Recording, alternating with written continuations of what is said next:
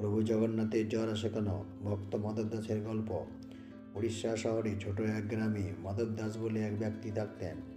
তিনি একাই থাকতেন এবং সর্বদা প্রভু জগন্নাথের গুণগান করতেন এবং সময় পেলেই জগন্নাথ মন্দিরে গিয়ে সময় কাটাতেন।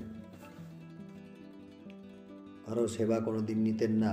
কেউ সেবা করতে এলে বলতেন, আমার প্রভু আছেন, ওনার উপর ভরসা আছে, উনি আমার সব কিছুর সমস্যার সমাধান করবেন। একদিন মাধব দাসের খুব শরীর খারাপ হয়। সে ভগবানের নাম করতে থাকেন এবং কারো সেবা নিতে রাজি হন না।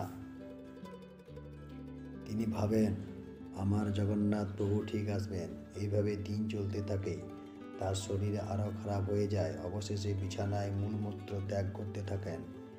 একদিন জগন্নাথ মহাপ্রভু ছদ্মবেশে মাধব দাসের কাছে আসেন এবং তাকে সেবা করে ঠিক করে তোলেন। যখন চেতনা ফিরে পায় তখন তিনি ভগবান জগন্নাথকে চিনতে পারেন এবং ওনাকে প্রণাম করে বলে, প্রভু আপনি আমাকে সেবা করলেন, আমি তো আপনার দাস। প্রভু আপনি এ কী করলেন? আমার নোংরা জামা কাপড় আপনি ধৌত করলেন, এতে আমি মহাপাপীর ভাগী হব। প্রভু আমাকে এমনই থাকতে দেন, আমি আপনার সেবা করব। প্রভু বলেন, তুমি এখনও সুস্থ হওনি, এখনও তোমার 15 দিন কষ্ট বাকি আছে। এ তোমার আগের জন্মের কর্মের ফল, তোমাকে তো ভোগ করতে হবে। এই জন্মে ভোগ না করলে পরের জন্মে আবার ভোগ করতে হবে।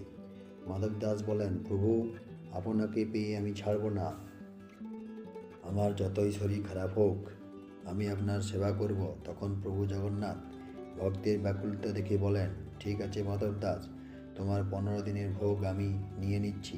সেই থেকে জগন্নাথ মহাপ্রভুর প্রতি বছর জ্যৈষ্ঠ পূর্ণিমা স্নানযাত্রার পর 15 দিনের জন্য জ্বর আসে। সেই সময় ওনাকে একটা ঘরে রাখা হয় এবং জ্বরের ওষুধ হিসাবে কাড়া দেওয়া হয় এবং সেবা শুশ্রূষা করা হয়। মন্দির বন্ধ থাকে, কোনো দর্শন হয় না। জয় মাধব দাস কি জয়, জয় জগন্নাথ।